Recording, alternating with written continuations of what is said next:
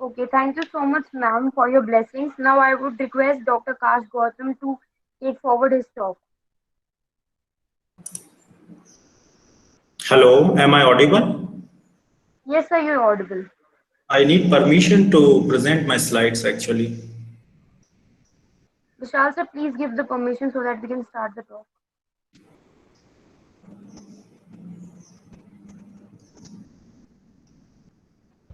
Just wait for a second. Yeah, sure. Yeah, now you can. Okay, thanks.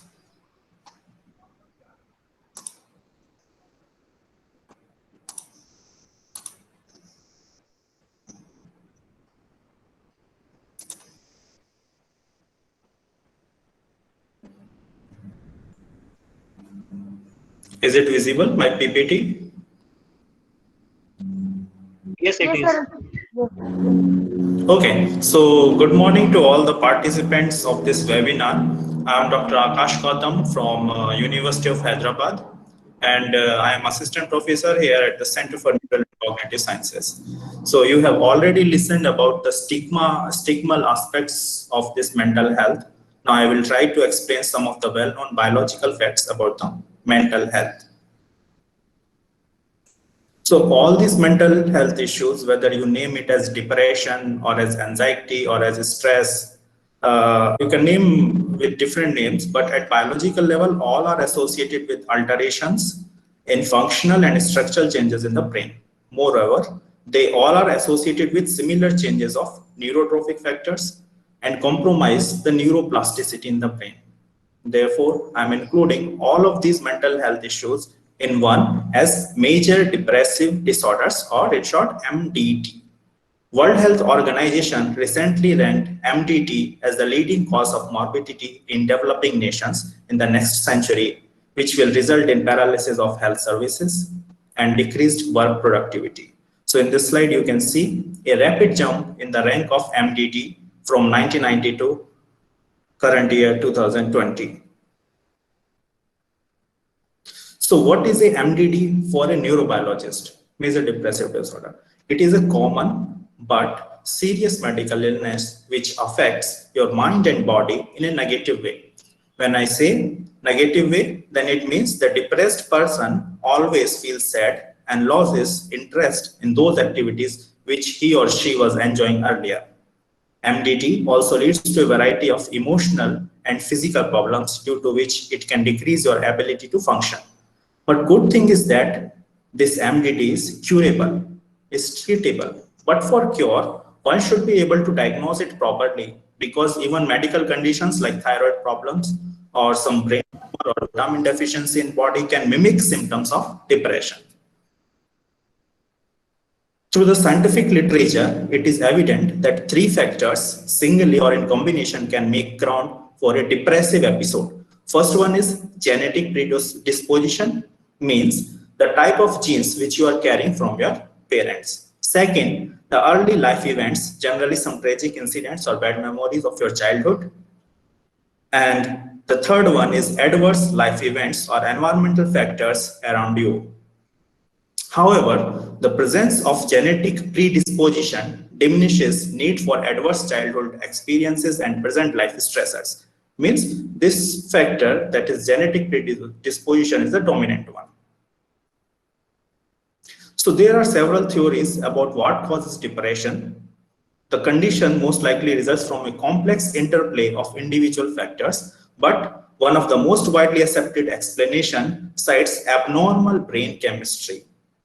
This brain chemistry includes different brain chemicals, or in biological terms, we call it as neurotransmitters, and different hormones, also neurohormones, and different genes which are expressed in the brain. So I'm starting with neurotransmitters first, then we'll move to neurohormones, and finally to the genes. In case of neurotransmitters, 8 major neurotransmitters have been implicated in MDD. Serotonin pathway, the first one in brain, leads to alertness, happiness, and enhanced memory and mood. So most of the time in advertisement, they are saying eat dark chocolates. So dark chocolates are rich in serotonin actually, and that's why they are helpful in mood elevations. However, in the depressed patient, serotonin level is found to be decreased. And that's why he or she is unable to regulate his happiness and mood. The another neurotransmitter is norepinephrine, which increases arousal and alertness, enhances formation of memory as well as retrieval of memory. This also gets decreased during depression. And similarly, we have epinephrine, another neurotransmitter, which is required. Epinephrine is actually neurotransmitter as well as hormone. So it is required for fight or flight responses. So suppose you are in a room and suddenly a tiger appears in that room. In that situation, your nervous system will send you a signal either to fight with the tiger or run away from that tiger. This whole signaling process will be a complex activity of different neurotransmitters in the brain, which is responsible for reward or some motivation, or means you will either fight with the tiger or you will run away from the tiger. This whole signaling process will be a complex activity of different neurotransmitters and hormones in the brain. Another neurotransmitter important for depressed patients is a dopamine. And this is responsible for reward motivated behavior. For example, students try to revise again and again their courses to get good grades in the final examination. However, depressed students with low dopamine level are unable to do so. Now I will talk about two other important neurotransmitters at the nervous system. First one is glutamate and another is GABA. Glutamate is essential for learning and memory through its excitatory nature, whereas GABA is inhibitory in nature and regulates mood control, vision, and anxiety. In MDD or major depressive disorders, both of these neurotransmitters, that is GABA and glutamate, are decreased. Similarly, acetylcholine and endorphins have been shown to be involved in the depressive behaviors very recently. Actually, endorphins reduces pain and boost pleasure. Therefore, a decrease of endorphin level in a person makes him sad and depressive. On the other hand, acetylcholine neurotransmitter is well studied in the case of learning and memory, where it helps in the synaptic plasticity and thus modulation of behaviors. It also gets decreased in the case of MDD. So this cartoon shows the mechanisms by which their neurotransmitters, different neurotransmitters, perform their functions. So we have presynaptic neuron, postsynaptic neuron, and this is synaptic cleft. Presynaptic neuron releases their neurotransmitters in the synaptic cleft, which after diffusion reaches at the receptor, which are present on the postsynaptic neuron. So I have shown you here three different types of neurotransmitters. Serotonin, norepinephrine, this is norepinephrine and glutamate. After attaching to their respective receptors, these neurotransmitters start a cascade of signals inside this postsynaptic neuron.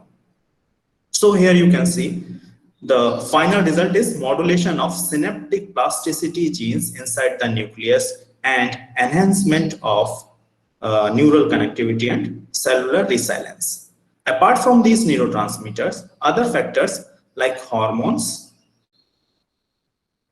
and epigenetic changes like histone methylation and acetylation can also lead to these modulations, but all in a different way. I will talk more about these hormones and epigenetic regulations in next few slides.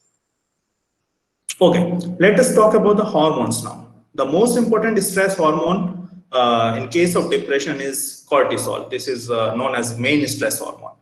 Cortisol level actually increases many folds in a depressed patient and leads to the stress-induced MDD. Corticotrophin releasing hormone, or in short we call it as a CRH, is a neuromodulator to arrange humoral and behavioral adaptive responses to stress. Both cortisol and CRH increased level leads to the abnormality of hypothalamus pituitary adrenal axis. In short, that axis is known as HPA axis. And this abnormality of HPA axis is observed in almost 50% of MDD cases. Cortisol also leads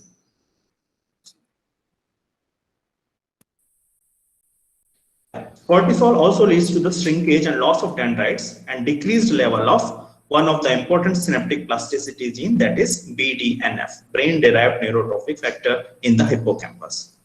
Cytokines, these pro-inflammatory cytokines, like acute phase interleukin 6 and tumor necrosis factor alpha are found to be increased in MDD. And this leads to low availability of neurotransmitters like serotonin and dopamine in the brain. Those MDD patients that do not respond to antidepressants actually has high cytokine level. The next three hormones, which I am going to tell you, are related to regulation of your food and drinking activities. So MCH regulates feeding behavior, mood, sleep-wake cycle, and energy balance, and hence it increase in MDD cause overeating and disruption of normal sleep-wake cycle in the patients. Another two hormones, ghrelin and leptin, work antagonistically and regulate energy metabolism of your body. So you can see that ghrelin increases to disbalance the energy metabolism, whereas leptin hormone decreases, leading to the interruption of mood and cognition. These both hormones, ghrelin and leptin, produces mood-related changes in addition to cortisol through their effects on the hippocampus and several limbic regions. So basically, all these hormones affects the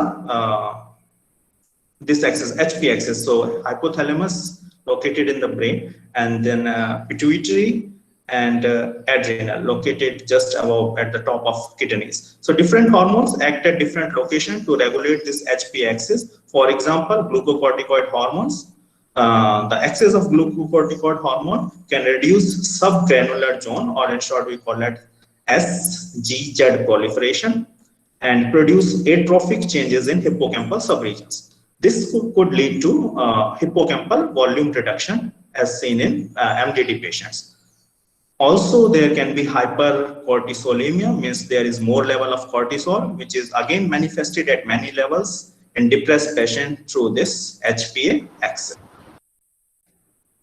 Okay, so finally we are here at the genes. Which are the genes gets affected in the depressed patients or MDD patients? So you can see the most of the synaptic plasticity related genes which are involved in the cognition are affected in MDD patients. For example, this brain-derived neurotrophic factor, BDNF, which is required for neurogenesis and synaptic plasticity, gets decreased in case of depression. Similarly, nerve growth factor or NGF, which is essential factor for proliferation and survival of certain target neurons, also gets decreased in case of MDD. Similarly, we have like fibroblast growth factor and other neurotrophins. I will talk about this CRAB. CRAB is cyclic AMP responsive element binding protein, and it works with BDNF. So both of these proteins act as the master regulator of synaptic plasticity in the brain. When there is increased BDNF within the mesolimbic dopamine circuit, that is one circuit of the brain, mesolimbic dopamine circuit, it mediates, means these two genes together mediates susceptibility to social stress, probably through activation of the transcription factor CRAB. Then there can also be epigenetic modification. These are the mechanisms by which environmental experiences can modify your gene function in absence of any DNA sequence changes. For example, DNA methylation and histone acetylation are part of this epigenetic changes. The last, there can also be non-transcriptional gene silencing mechanism by microRNAs, which regulates the expression of these genes. So what are the anatomical changes in the brain of a depressed patient as compared to the normal brain? So we know now know that there are some altered structures like dendritic atrophy is there, reduced neuronal density is there, reduced synapse number, etc., as well as altered connectivity of different circuits like monoaminergic circuits, glutamate destruction of the complex connections, and interaction and functions of circuits and neurotransmitters occur in the brain of depressed patients. These changes in the patient's brain alters his ability to cope up with the stressors. With this vulnerability to depression, means he is more vulnerable to the depression due to all these changes in the brain at anatomical changes. So this slide shows the brain of a normal and a depressed patient. So you can see there is atrophy or reduction in the brain area at the hippocampus region in a depressed patient. So as compared to the normal, there is a reduction in the size of hippocampus in this case. So that is atrophy of the brain region. There are different brain regions which gets impacted during depression, like reduction in size and other things happens.